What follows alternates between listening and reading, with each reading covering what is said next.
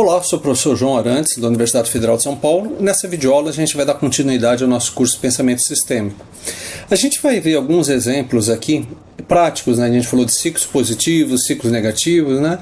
Então a gente vai ver isso com alguns exemplos históricos de algumas situações em que ilustram bem isso, né? Só recordando aqui, antes de a gente começar, o conceito do ciclo positivo, né? Você tem um ciclo, pode ter duas ou mais variáveis, né? Como é que você identifica se um ciclo é positivo? Você dá um acréscimo na primeira variável, dá a volta ao mundo, se a variável sofreu uma variação de acréscimo, ou seja, uma variação no mesmo sentido, o ciclo é positivo. Então, dá um acréscimo na variável A, nesse caso aqui aumenta a variável B, aumentando a variável B, leva um novo aumento à variável A. Ou seja, né, você deu a volta ao mundo aqui, deu a volta pelo ciclo e levou uma variação no mesmo sentido, esse é um ciclo positivo.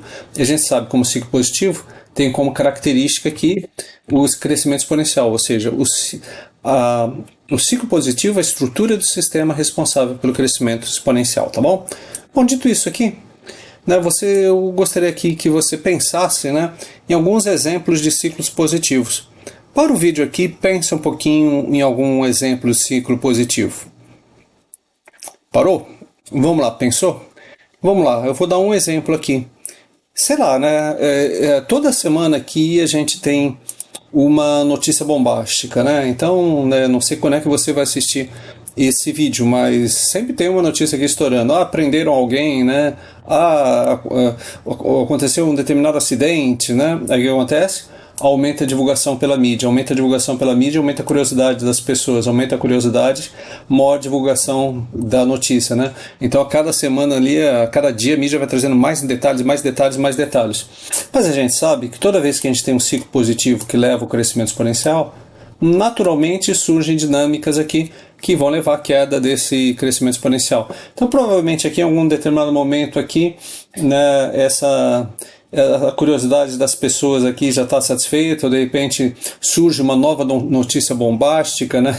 Aí, né, então estão falando sobre a notícia bombástica A, né? Notícia bombástica A foi, mas de repente aqui, né, quanto maior a divulgação daqui, de repente você começa a pensar que aumenta aqui sei lá, né, repetição, enfadonho das pessoas com aquela notícia, né? Aí de repente a curiosidade começa a cair aqui em algum momento, né? Então a gente pode ter uma dinâmica aqui de um ciclo negativo aqui tentando barrar essa dinâmica ciclo positivo, né?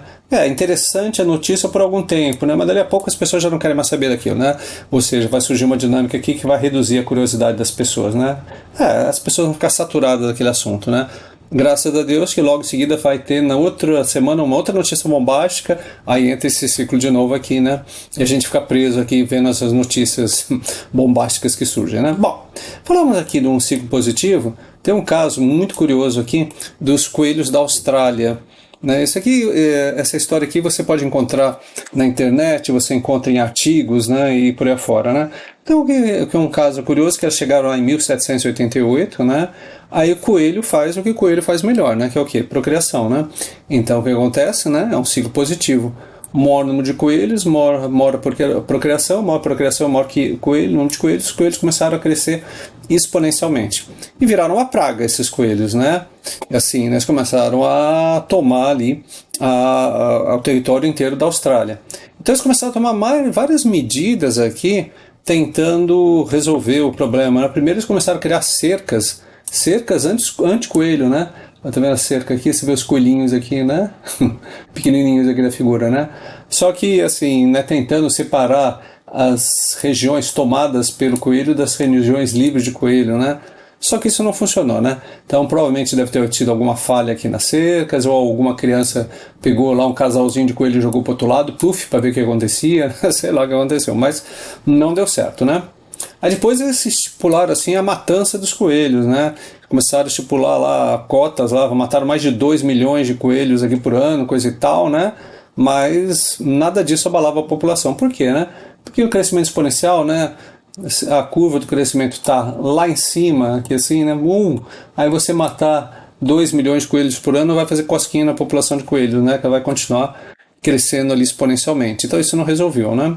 Aí depois teve os australianos, eles seguiram uma proposta aqui de um cientista brasileiro, o professor Dr. Henrique Beaupre, né?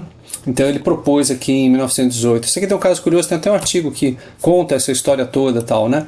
Aí o que aconteceu? Eles introduziram, né, sucessivamente ali o Myxoma vírus, 1950, 57, 66, 93, 95, né? Então a população de coelhos estava grande, opa, Myxoma vírus, tchum, cai a população de coelhos, né? Aí depois a população de coelhos começa a recuperar de novo, pum, nova leva Myxoma vírus, né? E vai cair de novo, né? Mas até hoje aqui eles não conseguiram resolver o problema ali dos coelhos, né? Mas por quê, né? Bom, primeiro, né, que assim, você joga ali esse vírus na população, você vai selecionar aqueles coelhos que são mais resistentes ao vírus, né? E esses coelhos aqui vão procriar, né?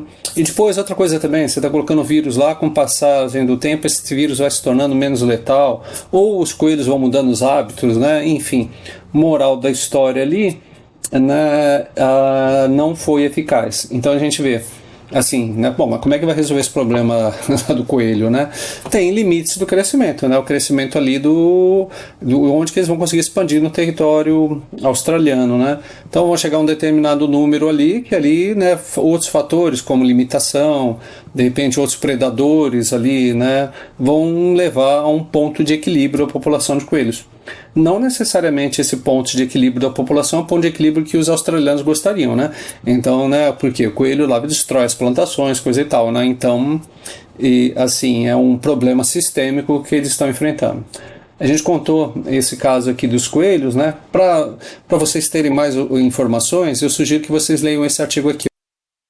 Esse artigo aqui, O Coelho é a Saúva, a proposta brasileira e o uso do Myxoma contra a praga dos coelhos da Austrália, em 1896 e 1896.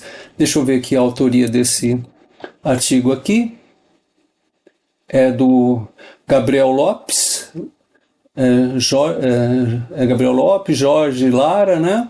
E foi publicado aqui, História, Ciências e Saúde Manguinhos, Rio de Janeiro, né? Dezembro de 2021. Então conta essa história aqui do Myxoma, da introdução dos coelhos na Austrália, coisa e tal. Uma história aqui bastante interessante, tá bom?